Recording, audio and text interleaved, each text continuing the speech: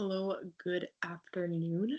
I'm having a little bit of like a sick day, like mental health wise. I just haven't, I don't know, I've been in kind of a weird headspace and I've just felt, I guess, really dissociated today and just overly stressed out, like that high arousal headspace. And I've been wanting to work and I just feel like I can't make myself do it because I've just been too like just stressed and just not feeling that good. So, yeah, but my project does make me feel better.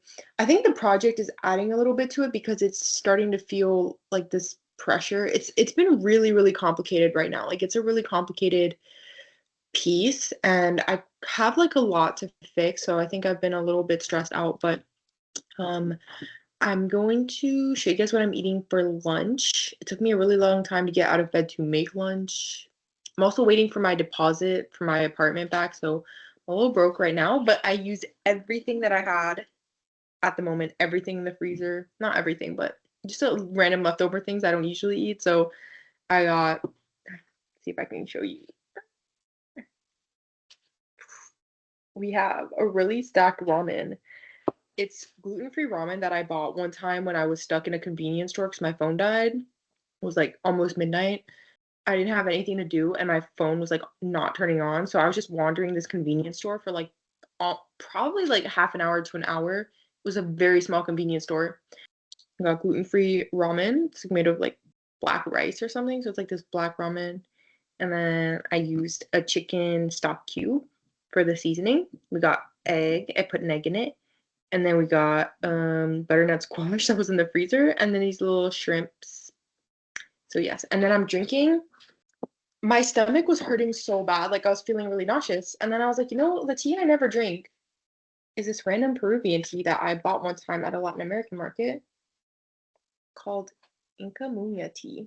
So yeah, I'm just drinking some of that. And I do have one email that's like, if I don't send this email, like it's like it's kind of embarrassing if I don't send this email today, even though I've been trying to give myself a little bit of a sick day, but like I need to send it to like keep us going. So now that I have this camera on, I feel like feel more compelled because I want to get into work. So um I have to do that to start working on this. So yes, we're gonna go do that.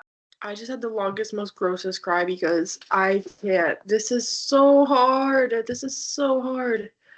I've been putting in my notes. This is actually the first text, one of the first texts that I read for this entire project. When I was in that video about this video is a portal, this is actually I was reading this text in that time. And it's fun because I read it back when I first read it. This is actually sort of been the fun part of putting things in my literature reviews. That the first time I read them, I didn't know I was struggling. Like I was struggling along. I didn't understand everything about fear extinction this time around, but I understood like most of everything that I read. Like I didn't like I understood what was going on with the sharp wave ripples, with everything. So that was kind of fun. I knew what PV plus interneurons were. It's funny because actually this is one of the I don't know which phrase it was exactly, but one of these I actually copy pasted in the beginning. I think maybe this one of the suppression of the yes. It was this one that I copy pasted in to ChatGPT and was like, I think this is gonna have something to do with my project and like my hypothesis. And I pasted it in and I asked, can you explain it better? And I was right. And this was like my first little glimpse of like, oh my gosh, I'm like on the right track. So I hadn't read this text in a long time. This is a very recent one from I think, yeah, 2023. Um, Closed loop simulation of the reward system during sharp wave ripples enhances fear extinction, but I'm also kind of like low on funds right now, so we're eating my birthday cake and then this can of coconut milk. I don't know. I guess that's what we're eating right now. So this is how it actually went in the experiment. I'm gonna close my face out of here.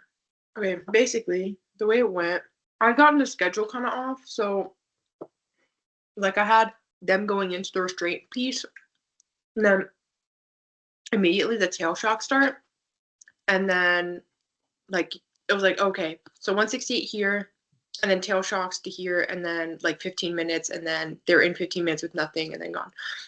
But in actuality, they were in the restraints tube for about half an hour before the shocks started.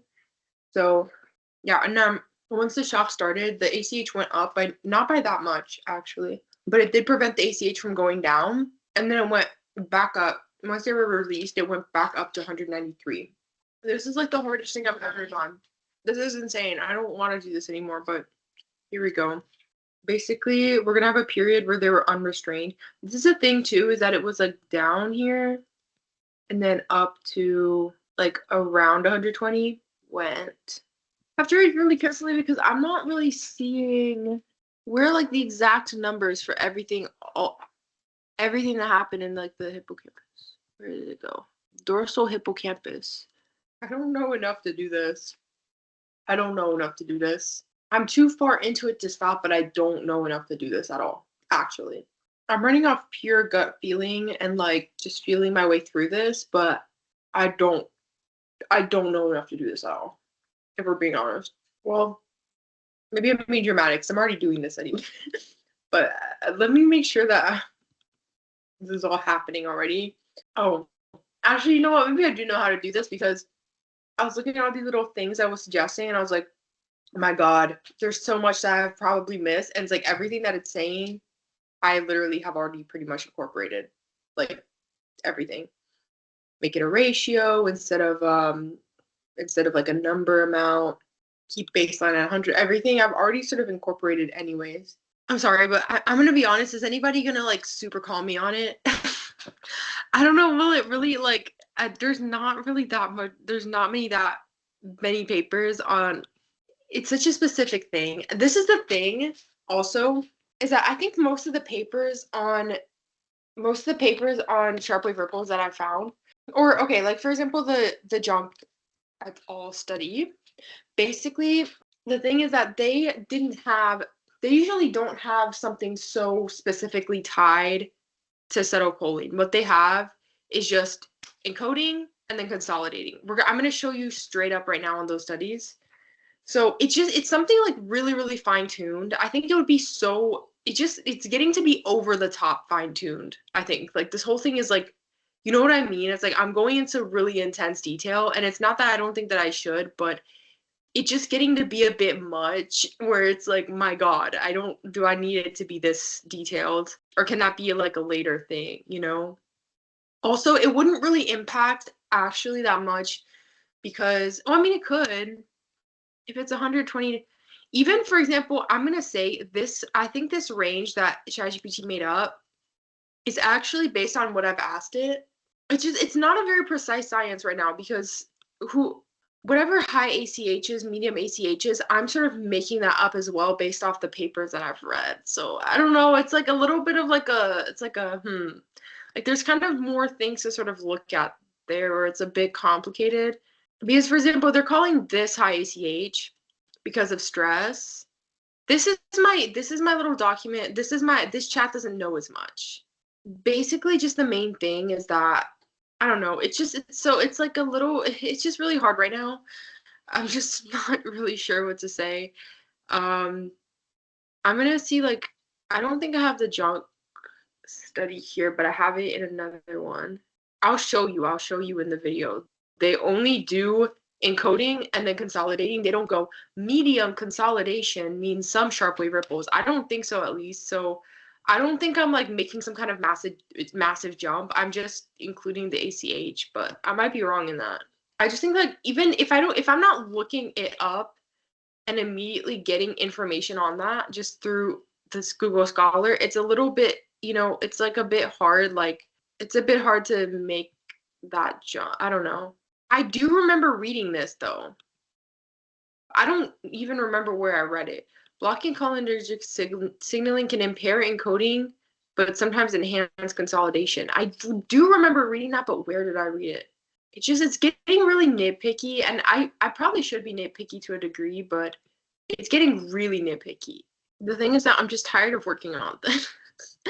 I'm getting really tired of working on this, so I'm just really wanting it to be done right now. I know that they didn't, though. This is the thing. I don't even need to ask because I'm going to double check, but I do not think that they included anything like that.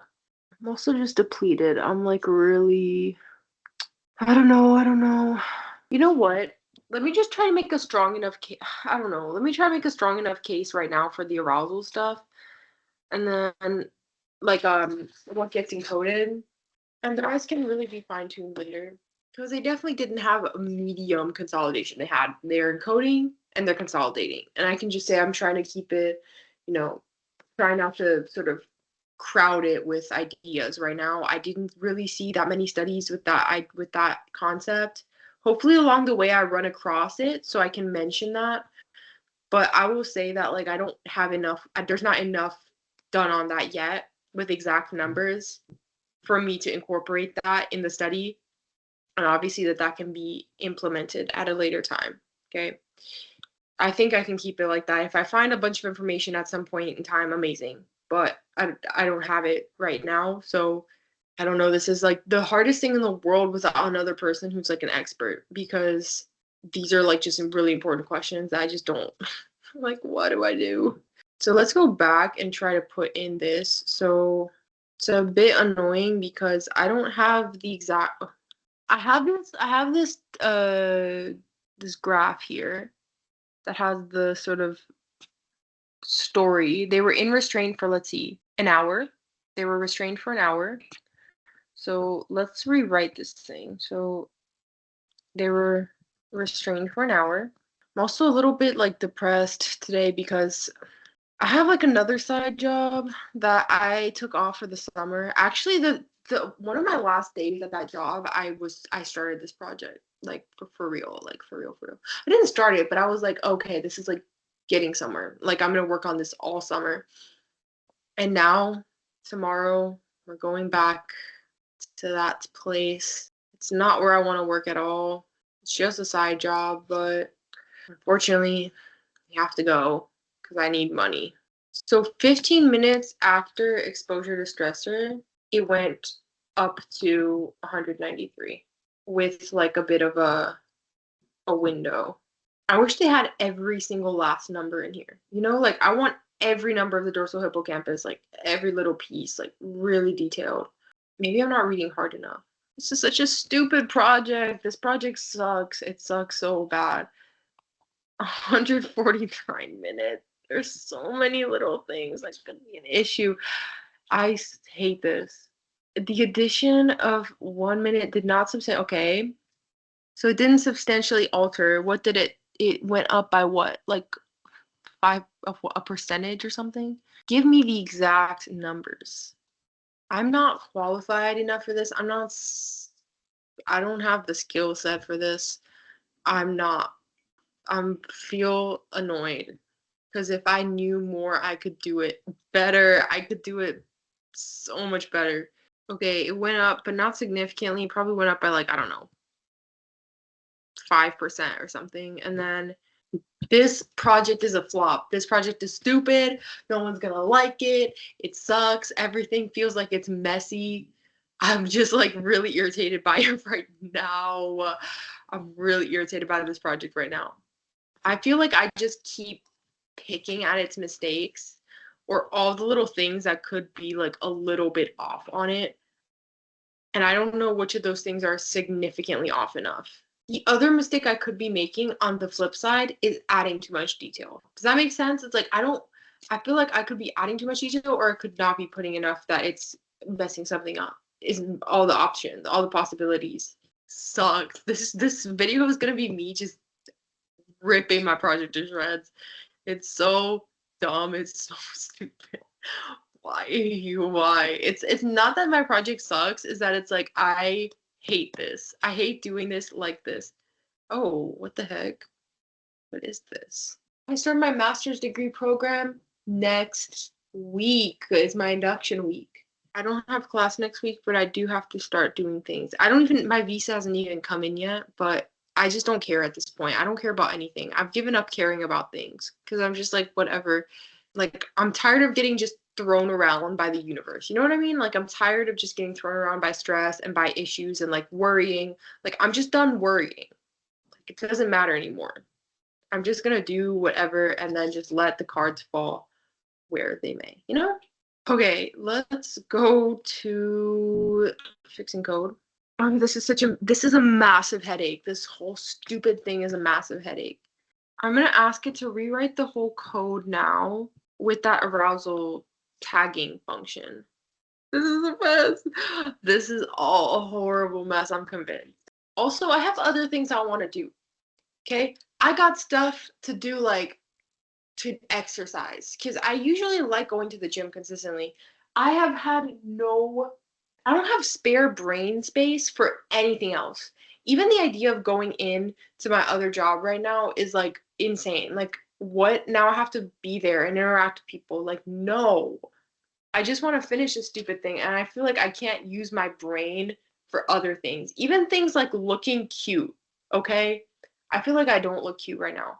I look fine, but I don't look like I haven't like done myself up at all. Like put on a cute outfit, like nothing. All my brain space is going to this stupid project that I just want to finish so I can invest my time into like myself, into other things, my own, like, I don't know, internal world, and just growing in other ways. Like it's been really energy consuming to do this. And I just feel like all day, like I sort of have to create situations where like anything that could be sapping my energy in any other possible way, like it has to be like reduced or minimized, if that makes sense. Like I don't know. Let's see what this looks like though. This is not going to be right yet fully because I don't haven't like fixed certain things. I should have fixed everything first. That was dumb. That was on me. Actually, no, we can't do this yet. We have to fix more stuff. No, I wasted my time. I wasted ChatGPT's energy. Let's stop it here. I've also gotten literally within the 10 minutes, every single person that I know has called me. My mom called me, ignored. My dad called me, ignored. Now my best friend is calling me. I'm sorry, ignored. I need to finish this stupid project so that I can have friends and family again. Oh my god, this is so annoying. I feel so bad. I love you, best friend. You know who you are. Who just called me. I love you. But we can talk when the project is done. We can talk when I'm done with this stupid thing. Okay. Or not. Okay, I'll just talk to her later. I'll call her later. But now I gotta call everybody. I gotta call my mom. I gotta call my. See, it just. Everything just takes so much energy. Like, I just want this thing to be done. Okay. No! Okay. No, we have to do it. So the schedule should go like this. 30, so they're, okay, so the first hour, I'm gonna say they're just in their cage. Okay, 60 minutes. It's just gonna be, these are the memories. Okay. Resting, home, cage, and familiar odors. How am I doing this? How am I doing this? I'm just keep getting really annoyed because I keep thinking about the fact that I still have to do this stupid arousal tagging thing. And how on earth I could do, like, I was thinking I could do like a number system. Like if it's like a higher number, it's more likely to get, I don't know, like what on earth, how do I even make this happen? And why am I doing this in the first place? Okay, so then they're back to just restrained tube and then limited movement. The really annoying thing is that I now have to actually change up the medium arousal group too, so that they match this schedule, which is so irritating. We're actually going to open medium arousal routes. I really want pizza so bad right now. Like, I would kill for some pizza. Okay, so we're seeing home cage familiar odors. Okay, so then these rats are going to be in a new place. Let's go back to the medium arousal rat page. I feel like I'm in a freaking restraint tube right now with this stupid project. Let me out. Let me out. I don't want to do this anymore. Okay. There was somewhere that I put like I had it right, sort of memories. Once I fix this, like we're up and running a little bit more again because yeah, I just got it incorrect the first time, which again doesn't really affect the sharp wave ripple consolidation, but does affect the memory. So let's see if I can manifest some pizza today. You know how people, they'll be like, you have to practice like when they're trying to teach people about manifestation and stuff, they'll be like, try to manifest like a cup of coffee or something. I'm gonna manifest myself some pizza right now because I want pizza really bad and I don't have pizza money. I'll manifest pizza money for today. The other crazy thing that I keep feeling myself doing is I keep being like, I think I'm forcing myself to produce a lot right now because I just don't want to do this anymore. And I'll be like, oh my God, I've been in such a I've been in like such a creative rut or something. It's like you literally had some massive breakthrough in the project like 3 days ago.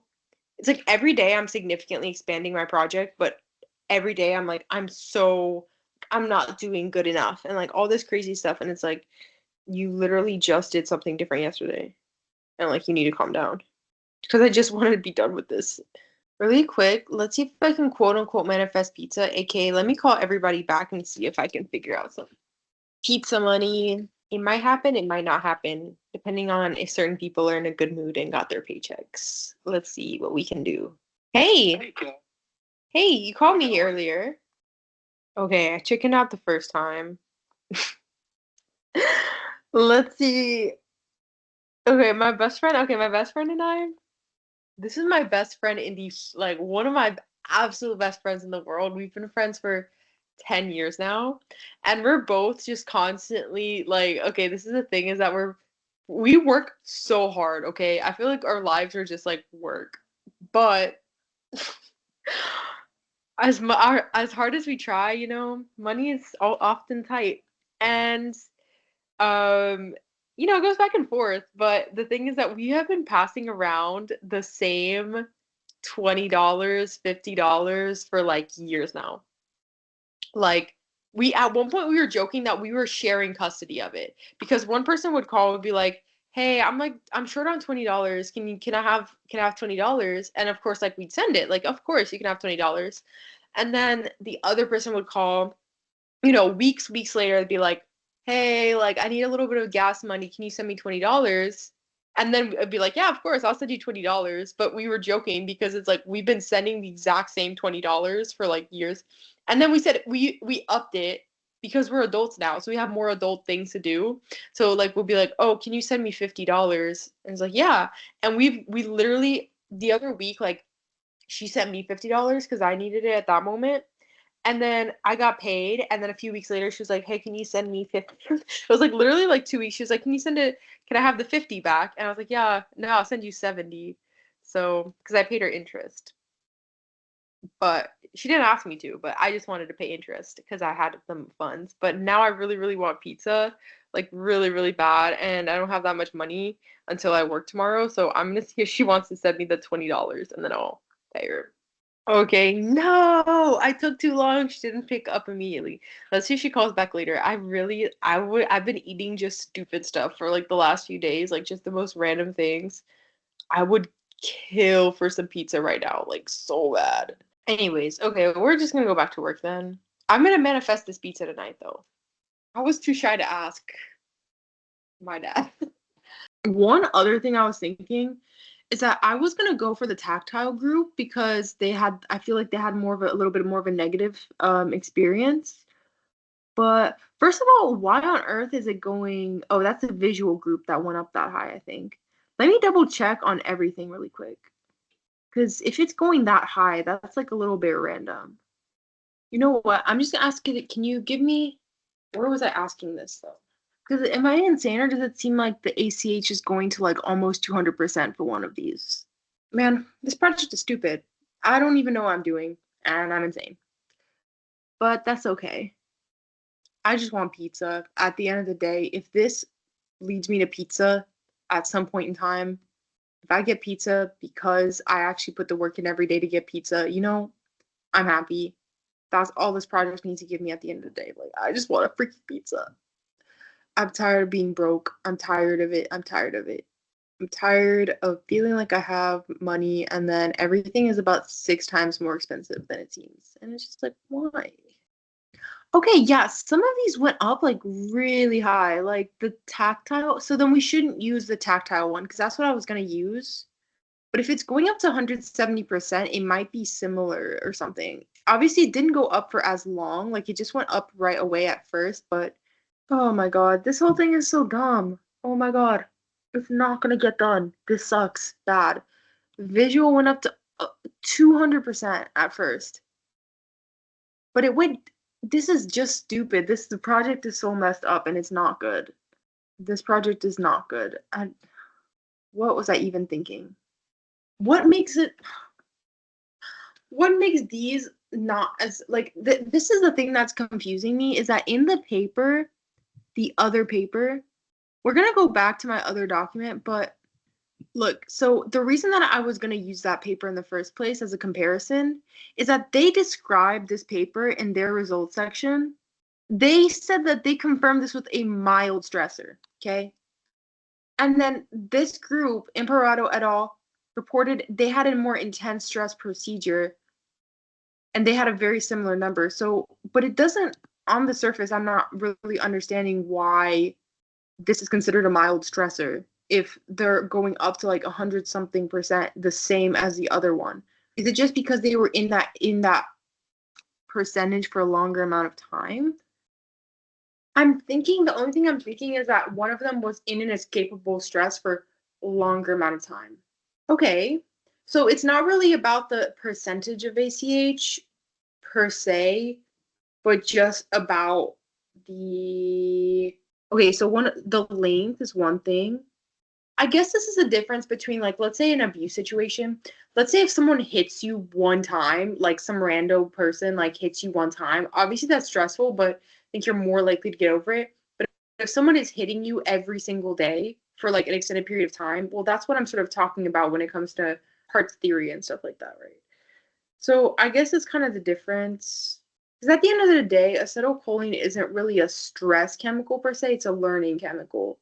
It's just, I guess, the context of that learning chemical, but then how can I narrow it down to the ACH? I don't know. I feel like I'm doing this right, but I'm going in circles that make me feel like it's wrong. So I don't know. I think that's gonna have some impacts on the tagging, the what's the word? Like the amygdala tagging that I'm trying to do. Can I make this project better? Or we could also, instead of doing that, we could also ask more questions about what? Binding. Yeah, I just want to get hot. I just want to get hot. This is preventing me from getting hot, and I want it to be done so that I can get hot again and exercise and learn to do my makeup cuter. And that's just, this is just standing in the way of me and my full hotness potential right now. Like, I need this stupid project to finish so that I can focus on the most unnecessary things in the world. I need it to be done. Okay, let's do this. Let's do this. Okay, fine. We're gonna accept let's go back and fix that schedule now. Okay, so then in this situation, they're gonna have what? 60 minutes of nothing. They're gonna have 60 minutes of the exact same thing. Resting, home cage, familiar odors. Okay, then they're going 30 minutes to they're also I'm gonna call their area tube 2. It doesn't even really matter that much. They're gonna be getting is 30 minutes an appropriate amount of time? Oh my god. If only I could speak to a human being about this, my life would change drastically. I'm not even joking. It sucks because people see you as a waste of time until you give them reasons to not see you as a waste of time, you know? And it's like, right now, I don't have any way to convince people I'm not a waste of time until I show them an actual thing. You know, it's like, if not, it's like I'm just blindly wasting people's time. I'm gonna have them be in the restraint tube. Can I change things up a little bit just for the sake of the experiment? I think, right? Because it's my experiment still. Okay, they're just gonna be like chilling. Obviously, that's not how I'm gonna write it, but they're gonna be chilling in the tube with no limited movement. No, I don't know. And then after that, they're gonna be no, they're just gonna be like in the tube. After that, they're gonna get 20 minutes of what if I just condense it to 15? Is that gonna really massively throw something off? This is the really irritating thing about ChatGPT is that it's like it knows that I'm prompting it. So it's gonna tell me whatever I ask it, it's gonna ask like the skeptical thing, but to too great of a degree, you know? So like it's gonna say something like, if I ask it like, is it okay if I condense that to just a 15-minute thing? Like, does it make that big of a difference in terms of, okay, obviously in the real experiment was 20 minutes, but I'm going to condense it to 15. ChatGPT will be like, well, the reviewer is skeptical, but why doesn't that match the real experiment? Whereas it's like, I don't know if a human being would actually care, but ChatGPT knows that I want it to be skeptical, so it's gonna say something stupid like that. Is like the tendency. But that's fine. So here they're gonna be getting the brushing or whatever. I'm just gonna say brushing for now, or like I don't know. I'm just gonna make it up for now, and we're gonna have ChatGPT like fine tune. And then 15 minutes back just in the tube. They're just gonna be chilling in the tube after that. The whole point is that they have less inescapable stress. So if they have less to encode or something, well, that's just reality because all they did was that for 20 minutes. But then that's gonna throw off the 1 hour thing after. So they might just have 30 minutes. I could also just make it 30 minutes of brushing, but then obviously just have to sort of account for that. I don't know. That's a tough one. I don't know. Okay, so usually let's see what ChatGPT would do, if that makes sense. And then they're gonna have just like 60 minutes of just like release. Where was I asking this question? I think it will become a drum model. I've been feeling bad at everything recently. I gave people tarot card readings recently, and I hadn't done that in a while. And usually I'm very accurate. Like usually I'm pretty spot on, but I didn't even feel like I was spot on. I felt like I was mid. I've just been feeling kind of mid. I know like who cares, but I take pride in the accuracy of my tarot readings. They're usually very accurate.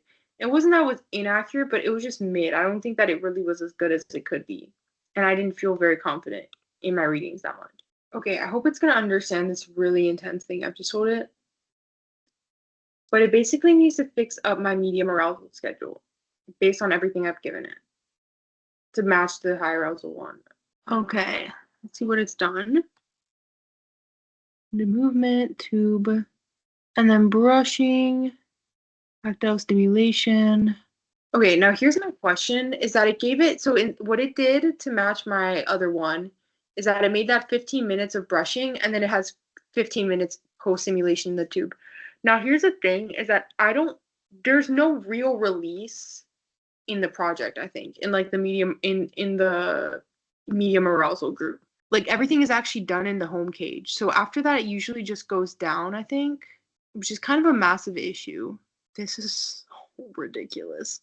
Why what compelled me to even begin this stupid project? What compelled me to think that I should do this? I don't know. I want to ask another imaginary person that literally doesn't exist. I have scientist friends, but I could ask. I have a friend in psychology. I have a friend in physics. How are they gonna? Can they answer these questions? I don't know if they can. Yeah, we're just gonna have to suck it up, and yeah, they are gonna just have to be in the tube for the next whatever amount of time. There's a little bit of like there's just it's a little bit unrealistic in that sense. It's hard to compare these things because oh my God, this is awful. This is just stupid. I don't know why I did this, but I'm too far into it to say that. Okay, now here's the other thing. So it just said just be transparent about the abstraction. Now, the other thing though is that also this group didn't have will then start this group will get to start consolidating earlier though. Oh my God. I feel like this overcomplicated my project really significantly right now, unless I'm missing something. It just really threw my whole project for like a loop. Like it messed my sort of numbers up. Or my timing is now thrown off. It doesn't mean I can't do it, but it means I have to think for a minute because, for example, if they're, let's say at the same time, the one group is getting tail shocks, the other group is getting handled. Okay. That means that the handling is going to be done earlier in the medium arousal group. And it's going to start, okay, the stressor is done before the stressor is done for the other group. So they're gonna get the number is gonna be able to start going down versus oh my gosh, versus the number is gonna be like they're still gonna be in the stressor for the high arousal group. So it's not that neat thing of like, okay, now they're both out. What happens in the hour following that I wanted? So I'm gonna lay down and just contemplate my whole life. You will never guess What I got. Pizza. Pizza with 4 red hots. I do not know why they gave me 4, but I'll take it. I'm having another interesting sort of line of thinking. I actually spoke to ChatGPT more about the questions that I had about like, is it a good comparison to compare these two? And it was still fine with it. Like we kind of messed around with it a little bit and it explained how to frame it right because I was asking, like, for example, the medium arousal group, they had so much of a small, like, the stressor was so much smaller, which makes sense because I'm looking at in it, I'm comparing it to an inescapable stress group. But the thing is that it doesn't, the schedule, like, their schedules are really different in terms of what they're going to be doing and at what times. And I did change them up or line them up a little bit so that they were still, for example, the medium arousal group was moving to a new spot, but it shouldn't, it really, like, there wasn't, obviously, because it's not, they're not going through that sort of intense stressor, they're having a little bit of a different situation. So yeah, we just had a long conversation, so not long, but I'm just saying that the Sharpwave Ripple group, their stressor ends a bit earlier because they're not released until 15 minutes after the medium stress group. um yeah, I don't know, I just feel like they're gonna have such a longer opportunity to make sharply ripples, but hopefully, I think if it explained to me sort of how to line it up so that it's a good comparison. Like I was like, should I fix the schedule? And it said I don't have to actually change the schedule, just align the analyses to the moment of release. So that's what was happening before already. But the thing is that I had gotten the schedule for the high stress rats a little bit off before. So it doesn't really change anything because when I was looking at the results I've gotten before were starting at the moment of release. It's just that I had the moment of release lined up different because yeah, so it shouldn't change it really that much, but it's just to know, I guess. But that's just going to be the case if you're comparing inescapable stress to medium arousal stress. Here's the next thing is that I wanted to see if there was anything else talking about that. um this is the thing is that all of the groups that are having the rats, a lot of the acetylcholine studies basically have rats in like some kind of box and then they're released from that situation. And each and every one of those studies has seen the same effect where after the rats were released from the box, the amount of acetylcholine went up really high, which makes sense because essentially, of course, they're starting to move, they're starting to learn something different. So the acetylcholine went up.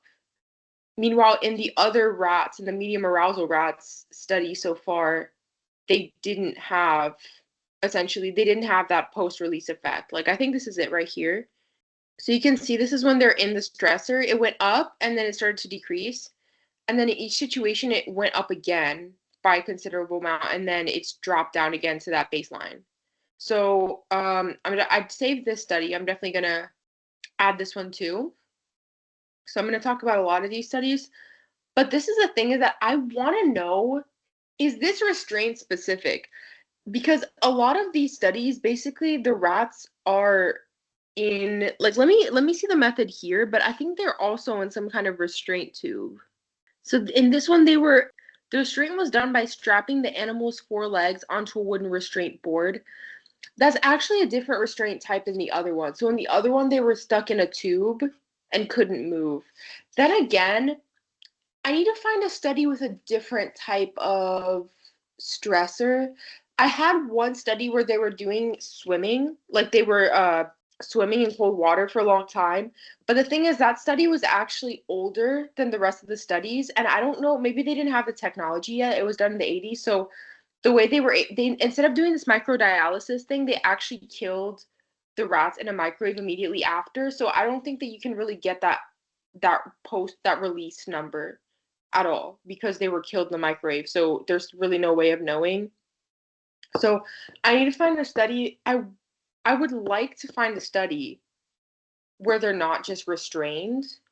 That might be the only way. Like maybe that's the only, I'm gonna look around right now. Like maybe that's the only way that they can sort of find this. But I mean, there's actually a lot of studies though on acetylcholine in the hippocampus in like stress, I guess. Like stress invoking acetylcholine in the hippocampus. It's like tried and true. Like there's a lot of studies backing that. So at least on that end, that's kind of nice. Like here, this one's after stress. Let's see. So let's see, what are they doing in this one? It's the same rats as mine, which is cute. Basically, they had chronic intermittent stress. So they had stress 2 hours once daily for 5 days, which actually should speak even more essentially to something like, I don't know, PTSD. This is actually extreme. No, no, no. This is actually extremely interesting. This is very similar. Okay, wait. But the thing is that this was also in 1984. I'm gonna see what they did because both of these studies in the 80s, what's really interesting is that they were finding that after the rats were going through this really intense prolonged stress, at first I think the ACH was going up, but after a while it stopped. Like it was like reduced or something. Wait, I'm gonna double check that this is the case in this study, but I find that extremely interesting. It's just kind of hard to say because they're not doing microdialysis at the end of the day. So maybe that's why they're finding a different thing somehow. Oh, okay, actually, I'm gonna put this into ChatGPT just because I want to make sure that I'm reading this right. I'm a novice scientist. Sometimes I'm not like understanding everything perfectly. But what's interesting is that let me double check. I want to understand this part right here. But basically, so as you can see that each of the more intense the stressor is getting, the higher the ACH is sort of going. And then here it seems like stress-induced change in elevation for that last one persisted for up to 2 days and recovered only by the seventh post-stress day. Am I understanding it right that it didn't like basically the ACH was elevated or something, or the stress response was elevated for a period of time? Okay, yes. This is what they found in multiple long-term stress studies, but I need to ask more questions, and these were done in the 80s again. So the information isn't as updated and they're using, I think, different methods. I don't think that they're using microdialysis here. But basically what was happening is that it was like going up and up and up and up in terms of the ACH, but over time, because the ACH was going so high, the choline production was actually diminishing, or it was getting the stores were getting depleted. That happened in the swimming study too. I don't fully I'm so fascinated. Like I want to keep learning this and learning this and learning this because that has to contribute somehow to like TPTSD, like DID stuff. Like it's so interesting. I don't know if that means ACH though, because I'm not a chemist. So I think acetylcholine is a mix of acet something and then choline, obviously. So over time, choline goes starts to not be able to produce choline as much or something. This is just like a completely just off the cuff, I don't know, like just random sort of guess. I wonder if that would contribute to brain fog. Like, I wonder if over time you wouldn't be able to produce that chemical that's helping you learn and like understand the world. And that would make you like depressed, depleted, brain foggy. Because this is the thing too, a lot of people with chronic stress issues end up having some kind of like brain foggy sort of like a chronic what's it called? Chronic fatigue, something chronic fatigue syndrome or something. I wonder like okay, this is just like I'm not always right about everything obviously, but I just wonder if that would be somehow connected. But that's not really important to my study. I just feel like that could be like I wonder if that would contribute to some kind of brain fog. If your brain is getting depleted, making the thing that's actually making you feel like alert and learn. Because okay, it basically means that the system is exhausted after such lengthy insult and that it takes this much time for it to recuperate. So it took like a longer amount of time. Okay, let's put this in ChatGPT and learn more. Again, this one was done differently, and so was that other study. So I'm curious to see like what this is gonna basically show me. Yeah, isn't it so sad? I just want to jump into this stuff so bad. Like I want to be there and I want to be producing research and I want to be like I hate like I want to just jump right in. You know what I mean? Like I have so much to learn and I have so many ideas and all this stuff. I'm just like I just feel so ready to jump right in because I feel like I have so much drive and incentive to do this and I just want to jump in, you know? Like I'm just already developing like a lot of niche interests and directions and stuff like that for my own stuff that I want to do. I wasn't feeling that great earlier, but I feel like now that I cleared up my stuff up a little, I'm like excited. I really needed that pizza. That pizza, like, it really got me pumped up to learn. I think I was just really hungry, to be honest. Bro, the minute I swear to God, the minute I get to a program or something, or have someone to really talk to, bro, I'm be talking their ear off. I'm gonna be asking so many questions. I have so much I want to understand. I'm be talking everybody's ear off and be like, so what's this and this and this and that and this and this and that? Okay, in this paper, so see, they use something else. Yes, this is what I'm saying though. This is what I'm saying about these studies, that it makes it hard because you can't actually see what happens like after, because they were sacrificed, which is their way of saying the rats were essentially killed after they got the trauma done, to see like why they like how much ACH was there. So it's a little bit different. That's why with the later studies, you get really specific numbers about like, okay, after they left the stressor, it bumped up to like a something percent. It sucks because I would kill to see the numbers for this one. Like for this one, the swimming one, because these were actually done on like, those were both chronic stress in rats, like really intense stressors. What happened when they were done with the stressors, I would die to know. But the thing is that they don't have that because they weren't doing microdialysis. They were just doing regular, like they were killing they were putting the rats in the microwave, and then they had these chemicals in the rats, and they looked the chemicals to basically see what was going on in the rats. So basically, so okay, so after chronic stress, the cholinergic system was altered. So they had reduced colon uptake. That's what they're talking about in the study, where they were getting kind of like that chemical was getting exhausted because it was making so much of it. And then it persisted for 1 to 2 days after the stress ended, and then by day 7 post stress, everything returned to control values. How did they know though that if they were microwaving them? How do you know that? I guess maybe some of them they like they killed them off at different times. So those nerve endings of the rats that were in stress were hyperactive and adapted for 2 days after the stress, and it took around 7 days for their chemistry to reset back to normal. I'm still gonna mention that because it shows that there's like a post-stress effect that I think I should mention, like that the medium arousal rats aren't getting, where it takes time for the brain to recover and go back to baseline of whatever it's doing. So I want to ask, if the nerve endings were hyperactive, does that mean there was ACH?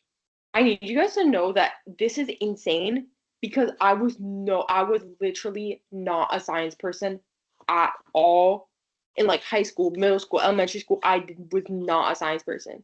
For me to be engaging with it like this, with this level of excitement, it's like a door open in my life into a whole different dimension or a whole different world. Like I was a hardcore humanities person.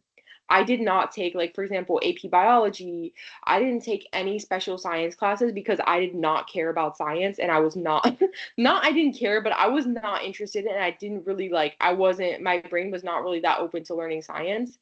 And literally after this, it was like, oh my God, I love it. Like it's so fun. I just like it feels easy for me now because I don't know why. I just feel like my brain was just like, click, okay, you're a scientist now. Okay, I'll take it. And it's been so fun because it's like I'm in this whole new world. It's like a kid in a candy store and I didn't even know I wanted candy. You know, it's crazy. It's like, whoa, my brain likes this so much and I like it so much. And it's just so random because I was never this person. So for me to be so hyped up like this right now about science, I'll tell you, if you're a hardcore humanities person, you're like, I don't know. Honestly, even like in college, like I was not interested in science in college. I was the fact that I had to take science classes, I was like annoyed. Like I didn't want to take anything science. I didn't want to do anything math. I was like, get that away from me and I don't want to do it. All of a sudden, it's like my favorite thing in the world. I don't know what happened. Maybe the trauma chemicals like triggered my science side. I don't know. Like it's really, really random because I didn't care about science at all. Like this is really strange to me that I'm like suddenly excelling in science in a random way. I don't know. It's really weird, but I love it. So if you're not a science person, you might be later, or if you're a science person, you hate humanities, do not be completely closed off to it because you might find your favorite thing in the world genuinely.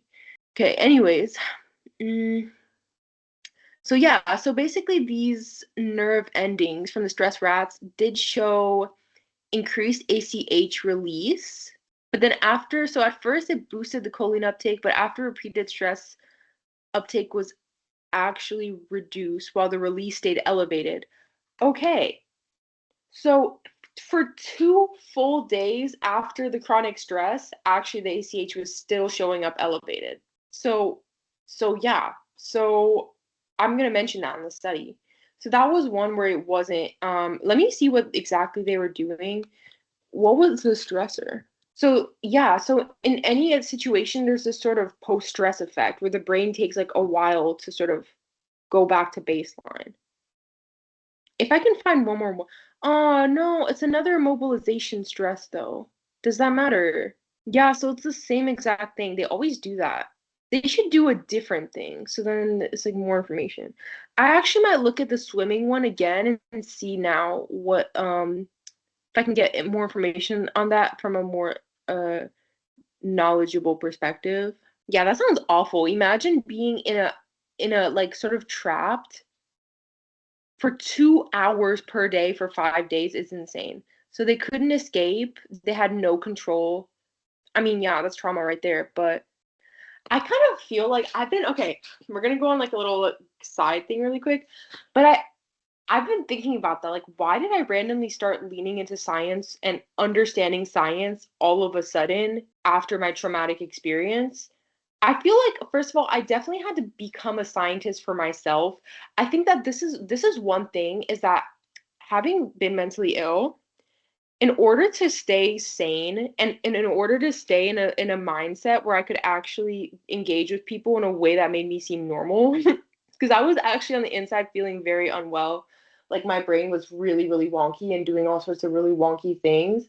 I feel like I had to develop a really intense, like really, really intense connection to logic. Like I had to really continue to it was this really, really intentional thing to keep connecting to my rational side. I don't know if that's what did it.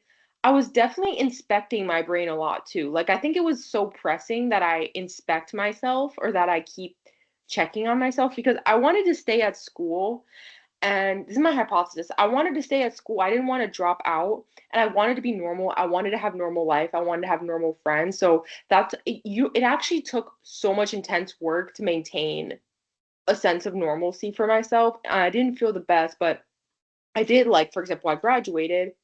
All my friendships didn't blow up in my face. Like I still had friends and stuff, but I was really sick, honestly, like really sick. And I feel like it took a lot of also the more I started to realize like okay my brain's doing irrational things so I have to really connect to my sense of logic like deeply to keep myself in check. I don't know if that's what did it, but I feel like in order to keep maintain like this sort of shared reality with other people like I had to be really like okay let me tune into everything that's irrational in my head. Yeah, I don't know. I just feel like I did a lot of inspecting my own mind, a lot of inspecting my own experience to be like, okay, this is not right. And like, you need to like sit with that or, stuff like that. Maybe that unlocked the science part of me somehow. I don't know. I don't really know, but I genuinely was not, I like could not care less about science. I mean, I was like, oh, that's cool. I wish I was like into science, but it was like I could not care less about it in the slightest. And then after the traumatic experience I went through, I was like, all of a sudden, it took a few years, but I got there. Like all of a sudden, I was like, whoa, I'm a scientist now. Like this is random. So it's pretty crazy, but something about going through that traumatic experience like unlocked science in a really weird way. But we're gonna put the swimming one in here. I don't know. Let me try to find it again. Okay, I think these are the cold stress rats. This is a different cold stress rat, but maybe it's still relevant. People in Japan are like killing it. They got a lot of studies from Japan that I've like come across. Okay, this is pretty interesting. So these cold stress rats, after a while, they actually found a decrease amount of total ACH. This isn't even the cold stress one I was looking at before, but I think they had the same finding. Okay, this is the one I actually read. So this is from like the 80s, and they did the same exact thing where they sacrificed the rats. Okay. that didn't let me download it. Uh, this is the interesting thing about this one. So actually, for again, so in this one they had them swimming in really cold water for 1 hour, or let's see, some of them were forced to swim for 20 minutes, and some of them were placed in the cold for 1 hour or 24 hours. So in the cold stress rats, ACH decreased in the hypothalamus and the hippocampus. And then forced swimming, ACH decreased in everything except the cerebellum. But what's interesting is that when you actually split up these different enzymes, they were increased in the whole hippocampus. So basically, even though ACH concentration fell, the enzymes that make and break ACH were more active, meaning ACH turnover was elevated. So it was like running, running, running, running essentially. And so basically it was making a lot of ACH to the point that it was like just turning it over more. So it wasn't because there wasn't ACH, but because there was so much ACH that it was like not producing enough ACH. Like it was so ridiculously high that the brain couldn't even produce more ACH, which is interesting. So it's not being suppressed, it's just too much of it is happening. All of the rat studies are confirming that yes, high ACH is a thing in stress. Okay, it gets really high. And then the more intense the stressor, it seems like the more the ACH is elevated to the point where once you get into this really intense stressor, like 24 hours in the cold, it's like it's not even producing enough to supply it anymore. It's way too much. What sucks is that they also microwave the rats, so I can't see what happened after they released the rats in this one. We're gonna go into a place nobody ever goes, and that is page 2 of the Google search. We're in uncharted territory now. We're just gonna open some studies. I downloaded the ones I need, so maybe I'll actually search microdialysis as well. I'm gonna open a few more and I might search like microdialysis because I want to see if there's more a study that does something different but still sees that increase afterwards. It seems like everybody is kind of doing the same thing. And then the ones that are cold stress were all done in like the 80s. So I can't see that drop. I mean, that increase after release, essentially. You know, the thing though is that actually the rats that are getting a little bit of like they're getting pets. I will say that that's not fully being restrained, but it kind of is because they do still freeze. Like it is a trauma still, and they do go into that freeze state where we're an animal. Humans go into this too. If you're someone who doesn't know that much about trauma, which I don't know why you'd be watching this video if you don't really know that much, because I feel like it'd be probably really boring. But if you happen to be watching this video and you don't know that much about trauma, human beings also go into freeze states as well. Like when you're stressed, I think that was me this morning. That was what I was talking about. Like I was like, I can't do anything. I can't think anything. I can just sit here and scroll max. That's all I can do. I want to work, but I can't. All I can do is just scroll because I actually deep down feel really stressed out. So, but the rats are getting pets. They actually were going into freeze states as well. It's still a stressful thing for the rats to get those pets. It's not like a fun thing. And in that sense, it was a bit of a restraint situation because they were sort of being forced to be pet by this human, but they didn't see that increase afterwards.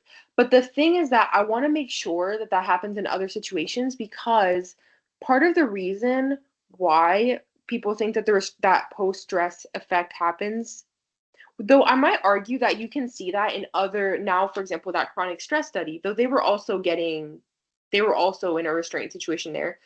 Some people say that that post-stress effect could be because the rats started to move again. And because they started to move, essentially, like, sort of, they were, more alert, I guess. But I want to see if there's a study that has a similar finding but isn't them being restrained.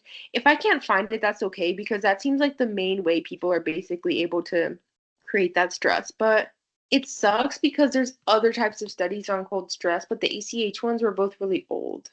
I'm just surprised nobody has done this study before, to be honest with you. Like the one I'm doing right now, I'm surprised because there's like a lot of studies on ACH in rats, like there's a lot of studies on ACH in rats already. So I'm just surprised nobody really took that and ran with it. I mean, I feel like it's probably kind of a niche thing. Like you'd have to be really like looking for that. And I guess I just happen to be looking for that, but I just find it really interesting. Also, like maybe I'm just smarter than I think, but I was like, I didn't feel like it was really like that much of a push to really solve this personally. Like it felt really like intuitive to think of the sharp wave ripples if they're the thing doing encoding, and then if the neuro, it just felt intuitive to me, okay?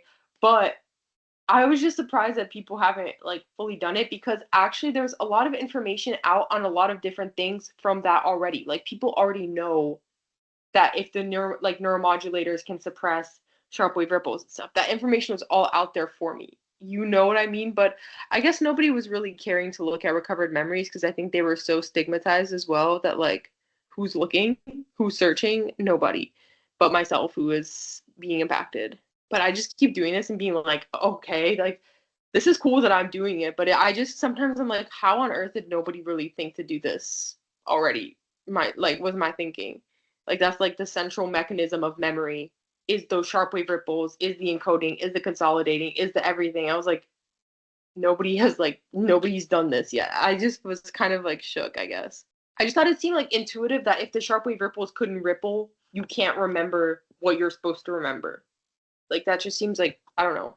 Although it is the next day, I have my dreaded side job in like an hour and a half, unfortunately, and it's a 7-hour shift for not that much money, but it's fine.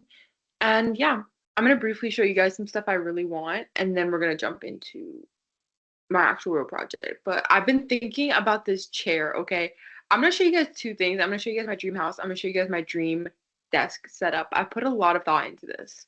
I just feel like I talked about rats a lot, so let me give like an entertainment break in the middle of this. My Pinterest is a sacred space, okay? Everything I like my whole future I have planned out here. Okay, my vision boards are like they're sacred to me. All of my boards are secret. Okay, I don't let anything be public because it's like it's my sacred space. Okay, sacred space. Here we have adult life 5, which is supposed to be my adult life that I have designed for myself. This is for when I have money. It's like all these whimsical things that I want to do. We're gonna scroll it. We're gonna scroll it to get it to show you guys. But this is like sacred, okay? No one. Okay, here you go. It's gonna be me when I'm older. I feel like I'm gonna be such a happy old person. And be thriving. Okay, lots of tea, lots of adventures, and going to cool places is the goal, and just lots of me time. But I thought I had this chair. Look, see, I said I'm gonna go back and learn math again. I haven't like, I haven't actually practiced math in quite a long time. Okay, it wasn't here, but I'm gonna find it. This is it. Oh my gosh. What? See, I thought it was an adult life vibes, but I didn't find it. I need this chair. It's a meditation chair. Doesn't it look so nice? It's so nice. It's just like a really low chair for you to meditate in. I love it. When I'm rich, this is one of the first things I'm purchasing. The other thing I was going to show was my desk. Wait, my pretend desk. Okay, I haven't updated this one enough recently, so I think it's not as updated as it could be. I always used to think that there's this type of computer that I've really wanted. I'm going to show it to you guys, but the thing is they don't sell them anymore, which is really, really sad. But wait, let me show it to you. My aesthetic right now is not where it could be because I don't have the money for my aesthetic yet. I barely have money to thrift right now. I don't have like extra money at the moment, but that's okay because I feel like I'm just vibing with myself in my life. Anyways, actually, now I have to change up for the fact that I'm hopefully in the future gonna do more of stuff like this. So I guess this isn't really the best computer for me anymore. But I used to. Oh, do they still have it? I don't know if they do. I used to think I really, really wanted a computer like this. The book's computer, it's almost like a Kindle but a computer. Like it doesn't actually have light. It can be backlit, but it's the same kind of stuff as a Kindle, where it's like just like almost looks like paper. I thought it'd be so nice to have one of those because I don't know. I don't use social media anymore really at all. YouTube is the only social media-esque thing I have, and I don't have, obviously I don't have like my friends aren't on YouTube or anything. So I've been trying to step away as much as I can because it overstimulates me. Like I don't know. I feel like using social media overstimulates me. Like I noticed it was genuinely making me feel nauseous or sick because I also struggle with like my own stuff. I don't know, like overstimulation just in general. So I've been really stepping away from all that stuff. Social media, I haven't used Instagram in I don't know, like 6 months. I haven't used TikTok since the ban stuff. So like I don't know. That was probably been like 8 months. I didn't use that much before anyways, but I just was like, it'd be so nice to have this, and then you're not like, drawn in by all the pretty colors. But I now have to account for the fact that I'm doing something really computer intensive. So I don't know. But I like the layout, but I don't think they sell these anymore, to be honest. This company, they sell like tablets and stuff, but I don't think they sell computers. But that's really sad because I used to watch this guy. I love his account, his YouTube so much. And he had one of these, and it's so nice looking. Anyways, okay, we're gonna work a little bit. Wait, but we're gonna go back to work now. We're gonna jump into ChatGPT. Honestly, I was watching videos today of people reacting to stuff on TikTok. And granted, it was interesting. It was like YouTube videos. I'm not trying to sound like above it because I'm not. I still use YouTube Shorts and stuff. Like I'm just as addicted. I still have like the social media addiction. I think it's like significantly less. Like I don't use it as much because I don't think that YouTube Shorts is really as addicting as some of the other ones. But that's just like it's like my nicotine patch of a social media addiction that yeah, I don't know. It's like going from being a chain smoker to having nicotine patches. Like you're still getting a little bit of something, but it's not really that serious. But anyways, I was watching a video of someone reacting to overconsumption stuff on TikTok, and the way people were speaking, I'm so sorry, but I was like, I thank the Lord that that I'm out of it because it's so bad. Like they were showing these people who were like, they're going out to get. They're like, I saw this new viral trend on TikTok, and it's like, I need it. Like I have to have it. And I was like, I thank the Lord every day that I didn't have parents who raised. We didn't have that much growing up. I still don't have that much money. It's like, thank you God for not making like me someone who's addicted to Shein hauls or something. Not because those people are bad, but just because it's like the constant loop and cycle. It just seems like I'm just happy. I would say I'm not very influenceable. Like I'm not on in places where I can be influenced that much. Like I'm usually just living my life. I'm not really that tuned into like what's going on. I used to be like even back a few months ago, I would say I was like a little bit more tuned in, but since I've stopped being tuned in, I feel so much better actually. Genuinely like physically and mentally, like my mental health has improved and I feel so good. It's like I'm thankful to not be one of those people. It's like every new viral trend, like I have to go out and buy it. I've never eaten Dubai chocolate still to this day. Actually, it looks good and I do want to try it, but it's not because those people are bad, but it's the fact that like it's just painful to be in that loop where you just like everything like you have to have it. It's like I don't know. It's kind of nice to feel a little bit more independent in a sense. All that spare energy that I was using on social media got funneled into this project, and that's been such a valuable use of my time. I'm gonna find the one where I was actually looking. I made like a new schedule essentially. I want to step even further away from the marketing stuff. I honestly, one thing that bothers me is your phone listens, right? Like your phone is listening to everything that you're doing and it immediately starts advertising stuff to you. It's creepy and weird. I hate it. And in the future, I don't even want to have like I mean I want to keep an iPhone on the side for necessities, but I don't even want to have an iPhone. I just want to like mind my business because I hate the feeling of like I love the feeling of mental freedom and mental peace and mental clarity that comes from not being addicted to social media is like insane. And the feeling of like, oh, I don't feel like I have to be tuned in to like all this stuff that's just manipulating us and pushing us around to being like these crazy like consumers that are just constantly buying everything. Obviously, I'm still tuned into it a bit. I'm not saying I'm like all the way out there, but I'm just saying, like, it feels good to not feel like a slave to capitalism, like, to be honest. And to, I would rather, like, I just want to go even further away from the idea that I'm going to be constantly marketed to. I hate being constantly marketed to. It's just like weird. Like, I don't, like, give me a piece of, like, I like having a mental space where I'm not being marketed to, you know? Also, I'm not a minimalist, but I hate having random junk that you don't use in your house and then you just see it and you feel regret. It feels bad. Like it just feels icky. Like now you just have junk and you're gonna throw it away, you know? It just feels nice to be thoughtful about what you buy or thoughtful about the things that you do feels good.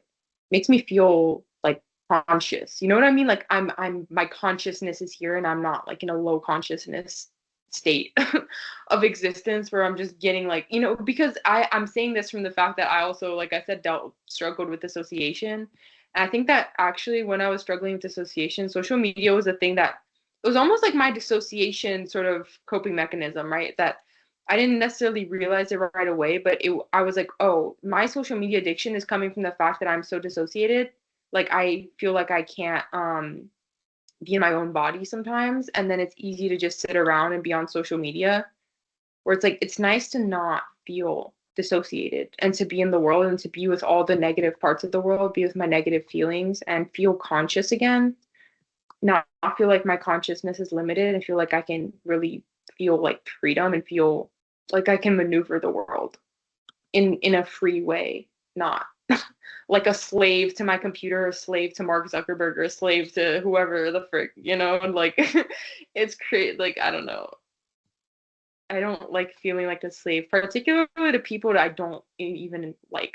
Also, I don't like that the people, I've said this before, I don't like that the idea that the people who are swaying my consciousness are people who actively contributed to our dictatorship. Like, that's weird. No, I'm good.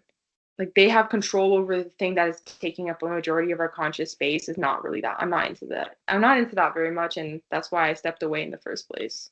Like I'm not here to be mind controlled by them. I'm not trying to sound like a conspiracy theorist, but I'm just saying like it kind of is to that point to a certain degree. And it's like I'm not really here to be mind controlled by some weirdos. I'm good. Like this is my one life on earth as a human being. I'm gonna enjoy it to the fullest and like be here with everything that's going on within me, even the hard parts. And there's so many more things to enjoy in the world than like just randomly scrolling and like I don't know. It just I know it's like it's all so basic. Everyone's already said it. It just sucks because it's a collective addiction, but it's just yeah, I don't know. Just icky. It's weird. It's very like dystopian, genuinely, and it's just weird. And it's like I don't have to do it. That's the thing is that we had there's this collective sense that has been generated by all of us. It's like you have to do it. If everybody's doing something, you absolutely have to do it. If everybody's going out to buy some stupid little cup from TJ Maxx, like you have to go buy the stupid little cup, even if it's like this like half conscious existence where you just have to go do everything that's out there that everybody else is doing. And I don't blame the people who are in that state. I blame the like this obsessive need to create addiction within us. And it's like obviously people are profiting off of our addictions. And that's just the history. I mean, in every situation, like obviously people there's many situations where like addiction is an extremely profitable thing for our economy. Like, you know, tobacco used to be the big thing. People were really tobacco was extremely profitable to people, right? And so like the you know, like the government whatever had incentive to sort of really boost that industry, and tobacco was a massive industry, right? Well, now the new industry is just social media because that's the new nicotine. And it's like I don't you know what I mean? It's like I don't blame people who are have a social media addiction. I had a social media addiction. Everybody gets addicted for their own reasons, but I don't know. Also, I was thinking about the fact that like obviously if they're trying to harness our attention, like they're literally trying to snatch our attention like that, our attention must be an extremely valuable source, and it is an extremely valuable source because look what I've done with my attention after reclaiming it myself. Attention is extremely valuable, and it's like you're letting people steal your most valuable asset in the world for themselves rather than you using it for yourself. Like, you know what I mean? It's like giving someone your money, but you could use that money for you. It's like, why would I give you my most valuable asset in the world? Like, what? I think just honestly struggling with dissociation, it sucks. It sucked in the past, it sucks now sometimes. But I will say that it's been a massive gift in terms of teaching me the importance and the value of being conscious, the value of being in my body, the value of being present, et cetera. Like it was a really massive gift, and I don't take it for granted. Like the more I lean back in, and the more I almost like regain consciousness over my existence, over my experience, over my sense of self, and just like regain that sense of autonomy and agency and everything that comes from healing from dissociation, the more I don't want anybody to take it from me in any possible way. Like I don't want anybody to treat me like this object for their, yeah, honestly just even I think being so like surviving, being a survivor as well taught me that I don't like people taking my autonomy from me. Like my autonomy is so important to me. My sense of freedom, my sense of like agency and everything are like some of the biggest values in my life. I don't like feeling like dependent on something else that is like abusive or bad, you know? I think that social media is extremely abusive to us. It's abusive to our attention. It's abusive to like our existence, honestly. And in so many different ways, I think it's extremely abusive. And I think that the people that make it like really reflect that kind of energy too. I think the way that people market to us is abusive. Capitalism is abusive as well. I think it's just a really abusive system to be constantly creating new systems of addiction, knowing how difficult addiction is to be harnessing our energy like that is abusive. And I find it extremely abusive the way people treat us like market like these objects to market to. I don't enjoy it, and I don't enjoy like it just I think that that's again like I feel like there were so many gifts that came from healing, and one that's one of them is I feel like I hold my autonomy and my consciousness and my sense of being as like really what a high value for me, and I don't like that being robbed of me for somebody else's gain, you know. I already went through that once. I'm not going to go through it again from some other creepy men. And it took a lot of strength to heal from dissociation too, and to be in my body as painful as the emotions were in my body that I'm still working through to this day. It gave me strength. Like it gave me such intense willpower to constantly be like, you know what? It is so difficult to be in your body right now, but you have to be in it to feel better. And you have to be in it if you're going to grow and if you're going to be okay, you have to feel what's going on in your body. That is a skill that has carried into so many different elements of my life. Like, you know, I feel like strong. I feel like even though I haven't fully recovered yet, I'm still working through it. And it's really hard some days. I feel more willpower when it comes to things like that. When it comes to, like, for example, the social media addiction stuff, I'm like, no, I will feel my way through the difficult emotions and I will not have this addiction. I think the problem is that we're sold this idea that we have to sort of hate our work life or hate our, like, you know, there's sort of, you know, work is going to be painful, making it ahead is going to be painful, your daily life should be painful when it comes to professional stuff, when it comes to discipline, when it comes to everything. And then you leave that and it's like you just want to feel good. You know what I mean? I mean, that's why addiction has always existed. But it's like you just want to feel good. You want to buy a bunch of stuff, and like, you know, it's like it makes it all worth it. Where it's like I think that if we created more pleasurable work environments, and I've said before, I think discipline should feel pleasurable. I don't think that I don't even though I don't think you should. It's about feeling good 24/7, or life is about that. But I do think that we've cultivated this idea that our daily routines should be extremely painful, but our daily routines are the bulk of our life. Our daily routines are like the biggest part of our life. And it's like they shouldn't be extremely painful. That's the bulk of your life is painful then. And that's what capitalism sells us as well, is that we have to be in pain at our jobs, that work is meant to be super painful. It's like you should just be working and it's not fun, it's not good, you shouldn't, you know what I mean, stuff like that. And it's like then we go home and we just want to feel good and you just zone out onto your phone, where it's like actually your daily routine is some of the funnest stuff you can do. Like work, I for me personally, I doing this is so much fun to me. It never feels like a chore really. It's hard, but it's really fun. I enjoy doing it. And for example, like I've mentioned before that feeling like, oh, you come home and it's like, okay, now you're gonna cook yourself dinner, right? But it's like, oh, dinner is such a chore. You should be, you know, making these really short, easy dinners because the cooking is a chore, and then you should go and scroll on your phone for 3 hours. Where it's like, cooking is one of the funnest things in the world. I absolutely adore cooking. It doesn't mean that, of course, it makes sense. People want short meals because sometimes you come home, you're tired. But it's like the stuff that we're hiding from is like the funnest part of our lives. Like cooking is the funnest thing ever. like doing work that you enjoy is the funnest thing ever. You know what I mean? It's like, I don't know, exercise, like it's also really fun. It's a fun thing to do. And that's the thing, is that we're sold this idea by these sorts of like discipline gurus that like discipline is hard. You should be hating yourself all the way through, and work is hard, and you should just be working hard all the time. And then you go home and then you can zone out and buy a bunch of stuff and scroll on your phone for the next 6 hours. It's like, are you joking? Like, no, work should be fun as well. Your habits should be fun too. Like your habits are the funnest. They're the bulk of your life. If that part isn't fun, then it's like, or if that part is completely unenjoyable to you, then what is happening? Like that's literally the majority of your life. It doesn't mean it's easy. You know, hard things are fun too, but it's like it should be enjoyable though. And I think that that's the kind of climate that social media is really flourishing in, because people just want to feel good, and it's like an easy dopamine hit, and then you go and you buy a bunch of stupid stuff you don't want because it's like, oh, now I have a fun little cup, I have a fun little jar, I have a fun little something. And it's like like the biggest joys in your life could be like your routine, like your work stuff. It's just that we don't encourage that. We don't cultivate that energy, because a majority, if we were to actually cultivate that energy, I think a lot of people would realize like, hey, my job sucks, and my employee is completely you know, my employer is just like completely taking advantage of me. They're overworking me to all get out. Like I hate my life, everything sucks.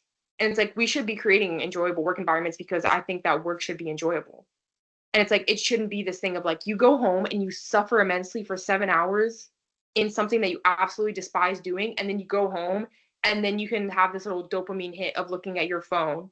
And it's like, that's awful. No, work should be enjoyable. You know what I mean? Or it's like I don't really buy the idea that the things that we spend most of our day on, like cooking, exercising, shouldn't be like the most absolutely enjoyable things in your life. Those are the amazingly fun things if you can make them that.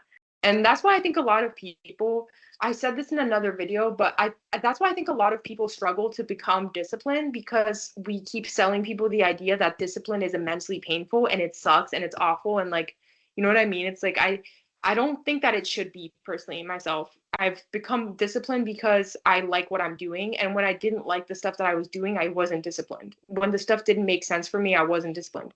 But when it made sense for me, when it was something I enjoyed doing and I found ways to enjoy doing it, I became disciplined. Because we need to stop telling people that discipline sucks. It's like it shouldn't suck, but everybody tells you that. Also, because to be honest, the disciplined people want the ego trip of being like, yeah, I'm better than other people because I'm disciplined. And discipline is like this really elite skill. It's like everyone can be disciplined, genuinely. Everybody can be disciplined, because it's just about what do I want to do. It's not this elite thing. Like I watched this video once of this guy reacting to this girl who was a very fit woman, and she said that if you're not fit, you shouldn't be in a relationship, because that's like, oh, that's like self-love or something. It was something absolutely insane like that. Like if you're overweight, you should not be in a relationship. You should be working on yourself and all this stuff. And people sell this idea to people who are not extremely like skinny, that they can't and they shouldn't enjoy life because they need to lose weight and they need to be skinny. And what that guy was saying, and he was a skinny man, and he was saying, and he's great. Actually, I'll link him below. Everybody should know him. He does like eating like food videos, but from like a more healthy perspective. And what he was saying was that people make those types of videos. The people who make those kinds of videos are very often these skinny people who are just trying to get like this ego trip because they're skinny. And so they say these things about how, like, you know what I mean, where it's like it doesn't mean people shouldn't be fit, but it's like oftentimes it's like a skinny person saying it who was already skinny, and they just want this little ego trip because they think that they act like being fit is like this super like sort of elite thing where people are just more disciplined and they're like, you know, they're more sort of on it or all this stuff. And it's like it's always like this sort of circle jerk, not to be disrespectful, of skinny people saying that stuff. And it's like I think it's the exact same thing for those like, oh, I'm so disciplined people, where it's like, I'm sorry, but a lot of times they have like really good life conditions. They already have like, you know, yeah, they have money for, it's often people who are at this really high end gym, in the like really high end gym. They, you know, sort of work remotely. They work in some kind of finance related thing, and they like to act like because they're disciplined, it's like, oh, yeah, disciplined people are just these elite people who can like they're Spartan warriors who have like more mental control than other people.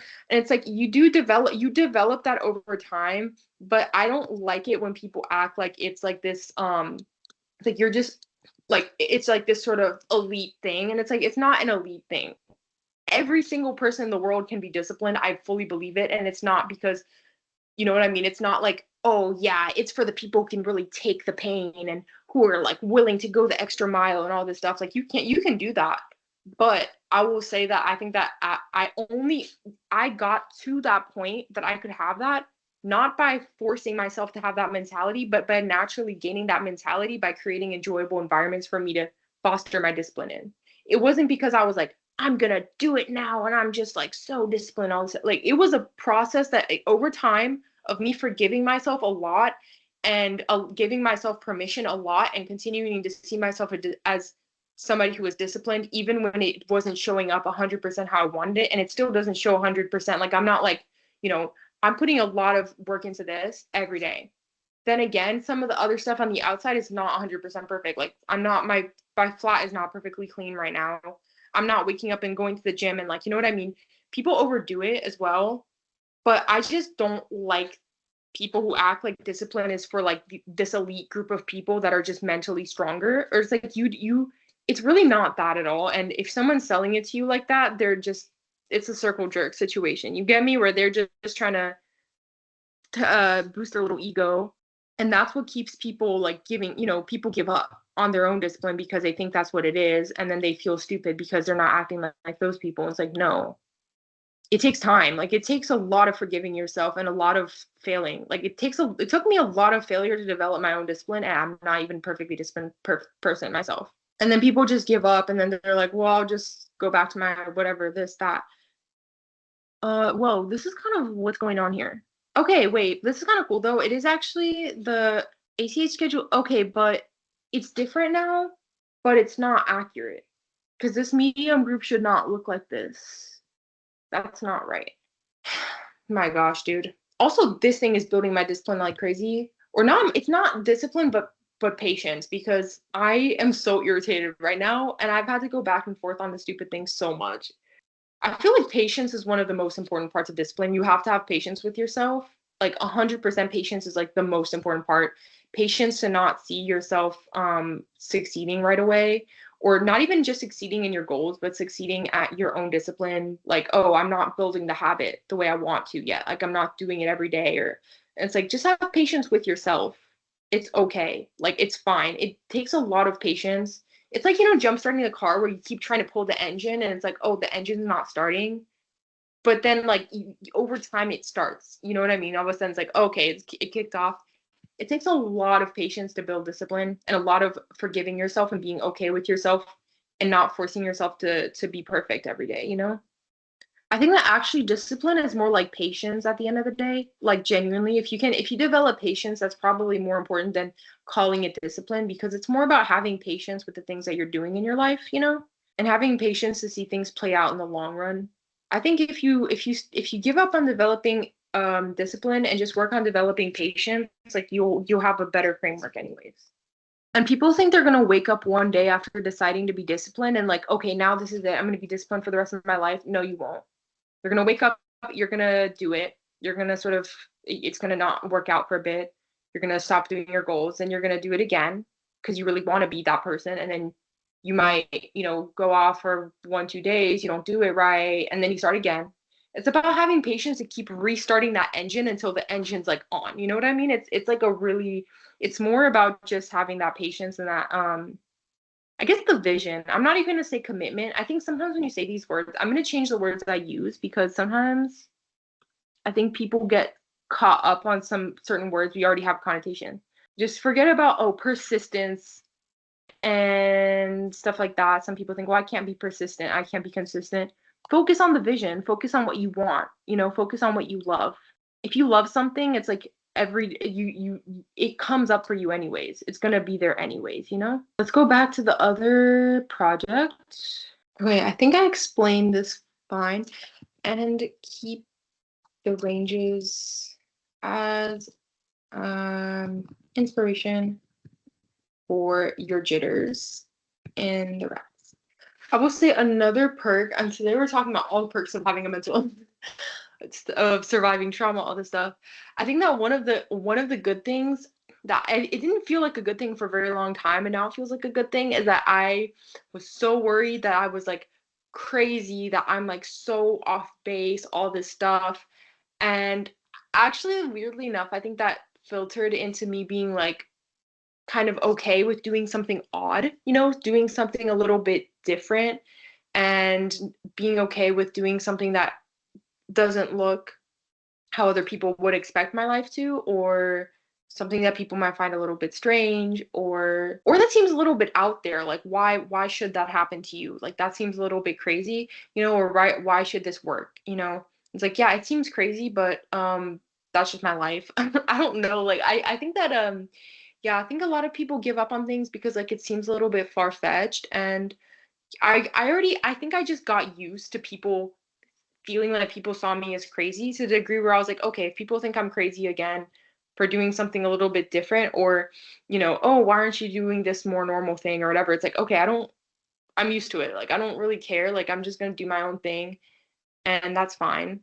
Um, Meanwhile, I think a lot of people end up getting sort of bogged down by what's expected of them, or that wouldn't work out, stuff. I've had a lot of things in my life where I don't know, I just have strong gut feelings and I seemed really crazy for a long time, or I got pushed back, or stuff like that. But I'm like, I think I just gained like tolerance for that feeling. Like I'm just used to that feeling, and it doesn't really, it was so sort of disruptive to my sense of self in the past, but I just worked through it, and I was like, okay, people are just gonna think you're crazy. That's okay. That's part of life. And it's like, yeah, any big thing that you do, and I haven't necessarily gotten that response for people here. I'm just saying that it's a little bit like random, and it's not really the usual thing that I think a lot of people would do with their time. Or it seems like, because I don't actually have neuroscience experience, so it's like, why would you do something like this? Or it just seems sort of random.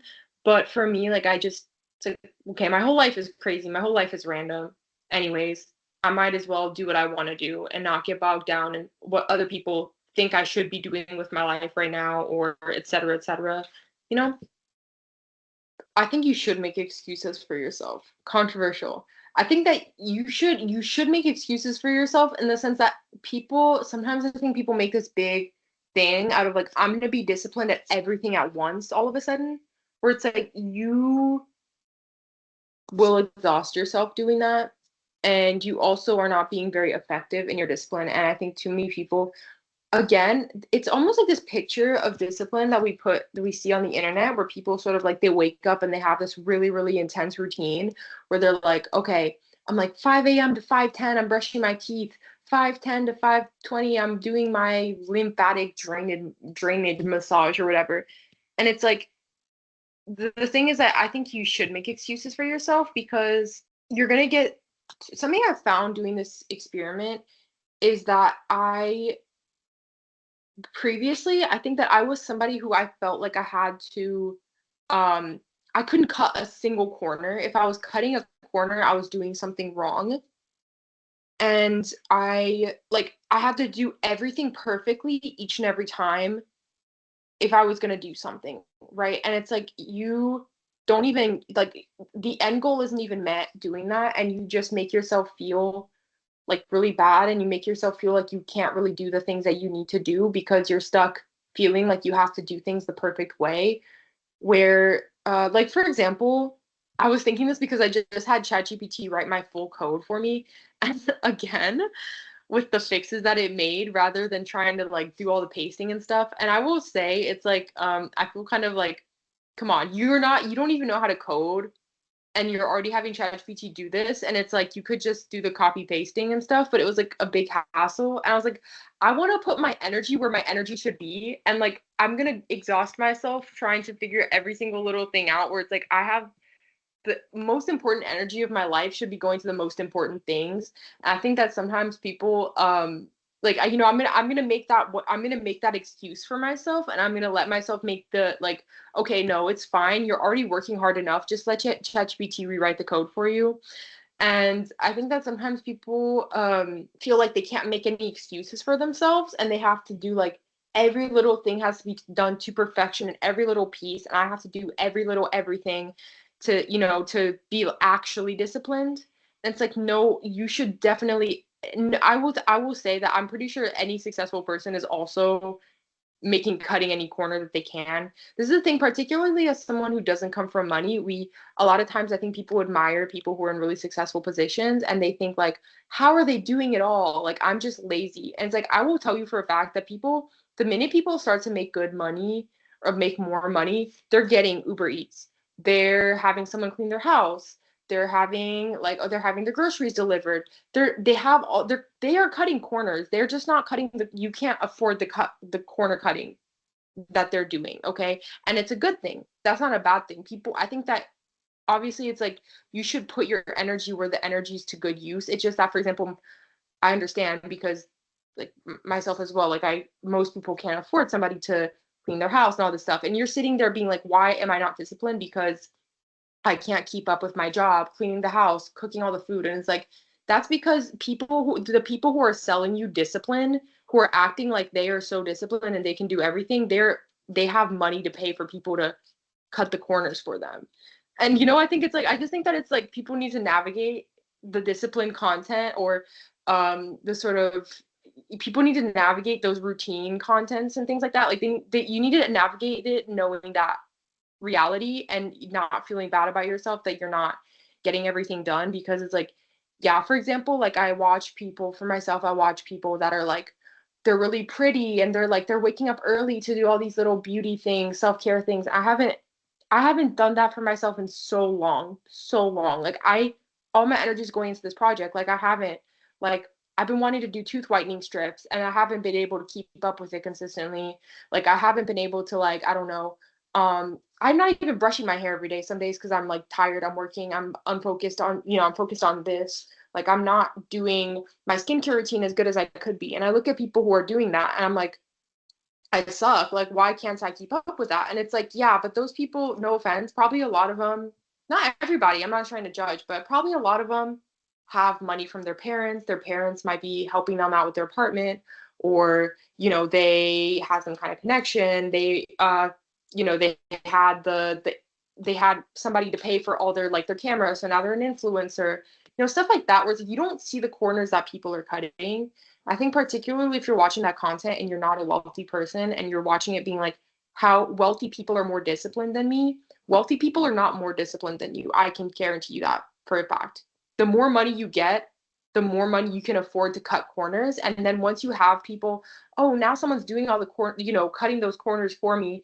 I'm going to sell it out like I'm just, I can do everything in the world all day and I have the most excellent routine. And it's like, yeah, but they don't have to do all the things that you're doing. So I think people need to cut themselves some slack and for real, like don't watch that content and be like, oh, it's because I suck and I'm not disciplined.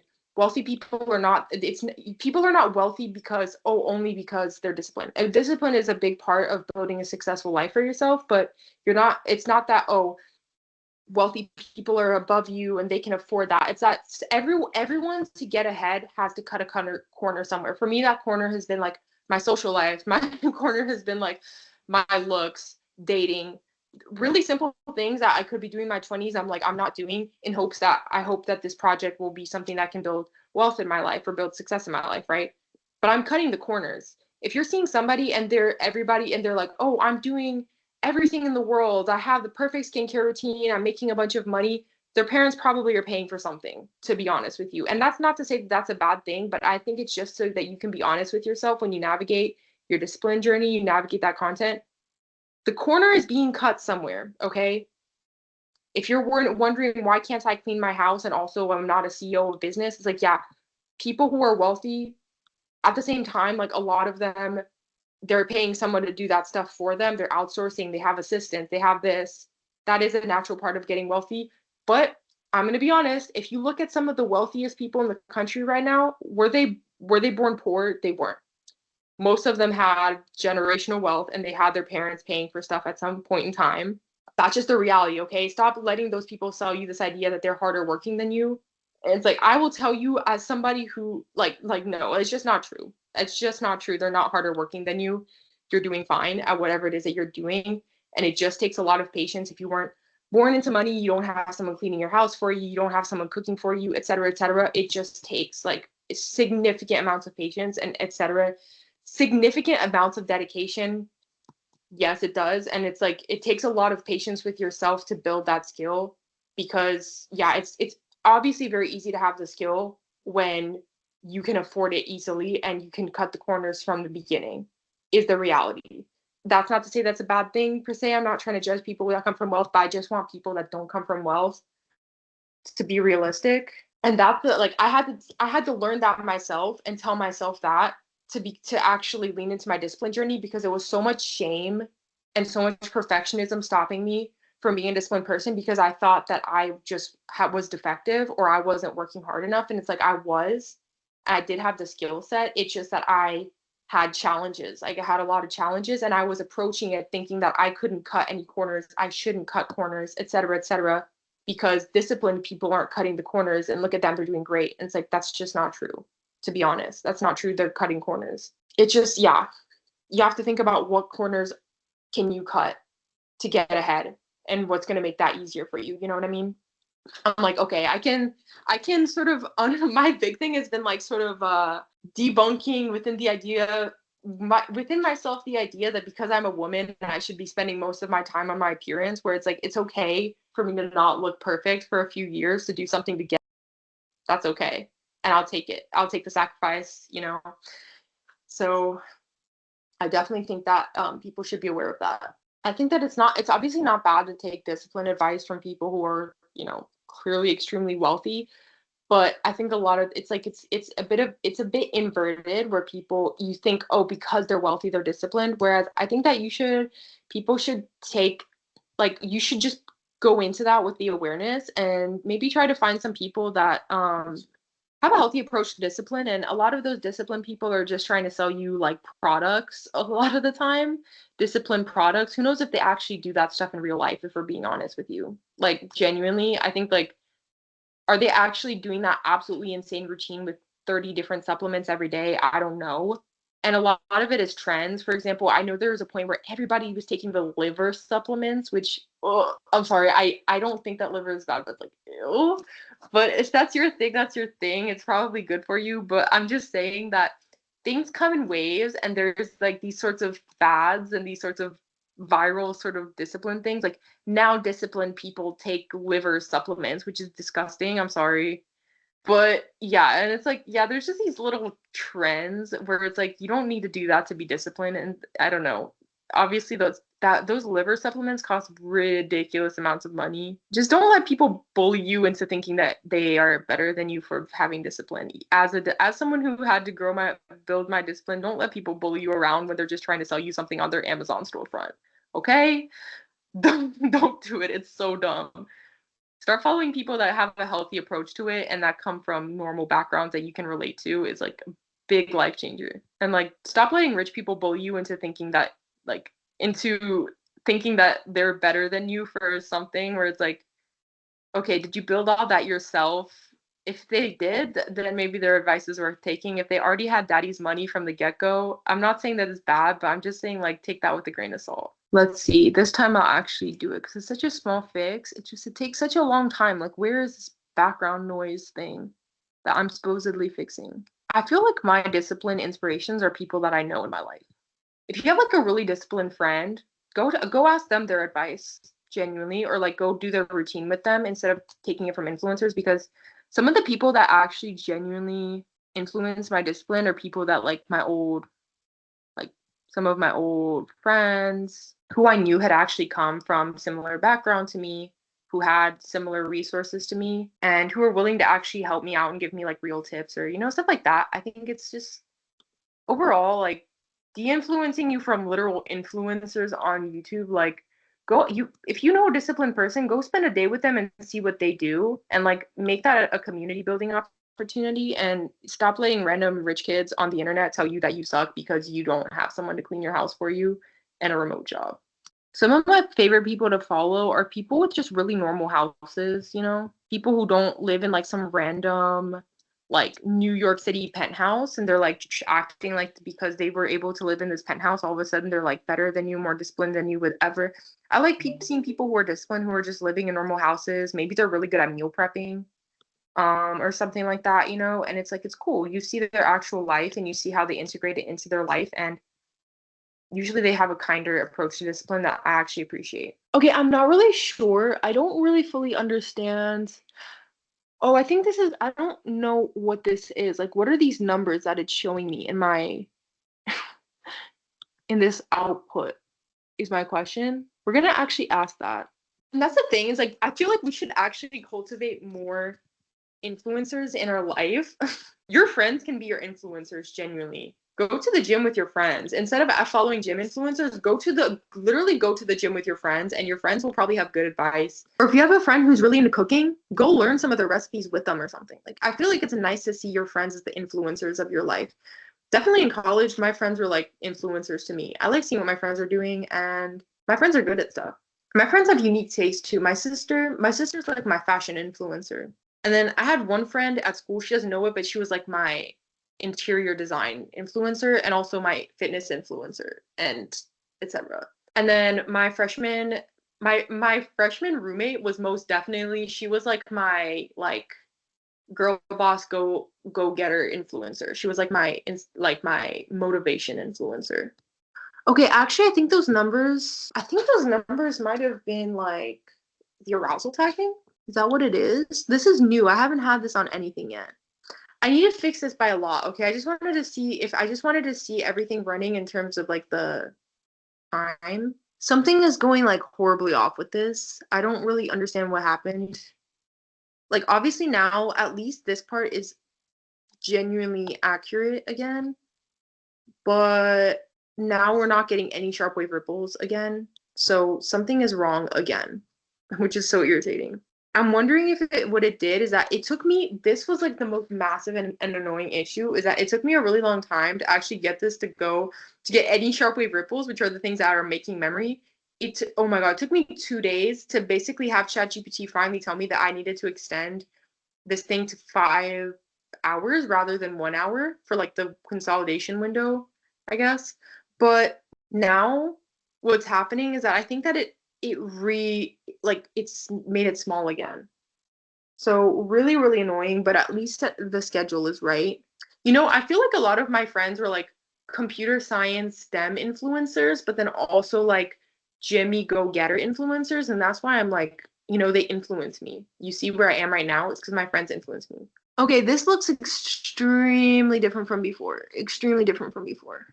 And this is just not right. This is like now completely messed up, which is fun.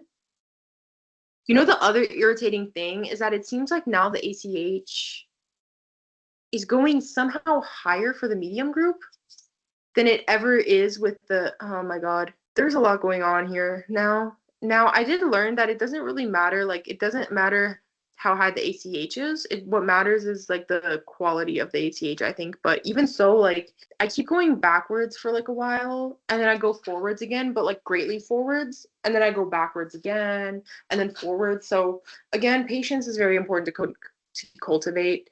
Obviously, this is extremely annoying and extremely now not doing what I wanted to, which is so irritating. But I'm gonna stop for now because I need to get ready for work. But we didn't make one shift, which is at least now these are accurate, and this is what they should look like at the end now. Except that we need to extend the release should extend into like a 5 hour or 10 hour window, which is gonna be a little hard now that the freaking release isn't ending at the.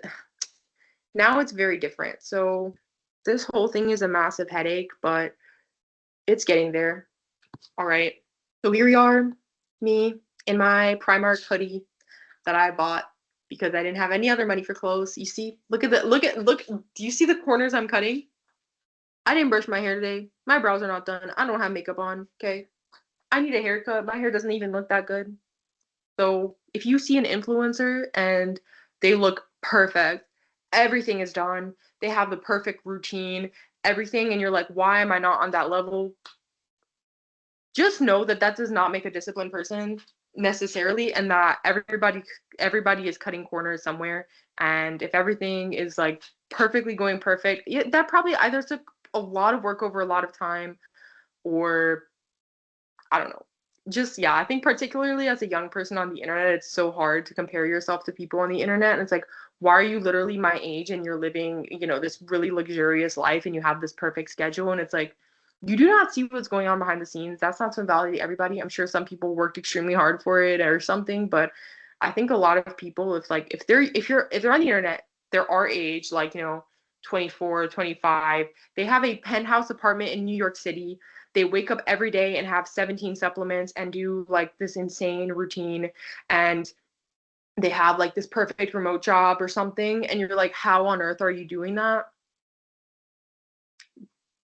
They might have had a little something something on the side. Okay, so yeah, that is my influencer advice. Look at me, I don't look that great, but I would say that I'm a pretty disciplined person, and yeah, I don't know, we should just stop letting rich people on the internet make us feel bad about ourselves, is the final verdict. So this will continue on in the next video.